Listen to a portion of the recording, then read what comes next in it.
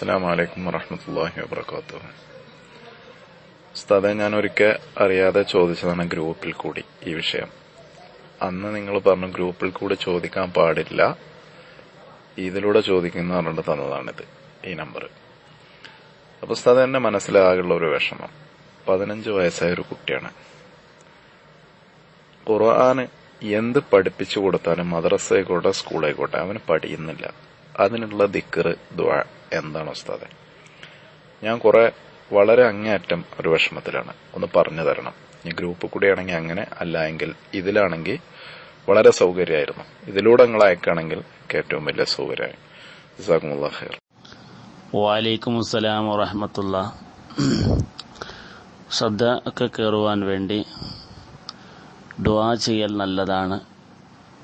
മാതാപിതാക്കളും പ്രത്യേകിച്ച് കുട്ടിയും ദുആ ചെയ്യുക. മഹാനായ നബി സല്ലല്ലാഹു അലൈഹി വസല്ലമ തങ്ങൾ ദുആ ചെയ്തത് റബ്ബി സിദ്നി ഇൽമ എന്നാണ്.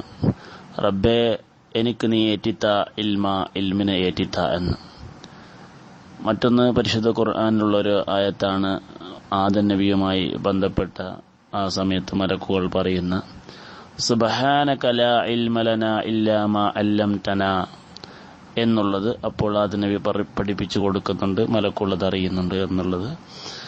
അപ്പോൾ ദുആ ആണ്, അതിൽപ്പെട്ട ഒന്നാണ് റബ്ബി സിദ്നി ഇൽമ, അല്ലാഹുവേ എനിക്ക് ഇൽമിനെ ഏറ്റിത്ത എന്നുള്ളത്.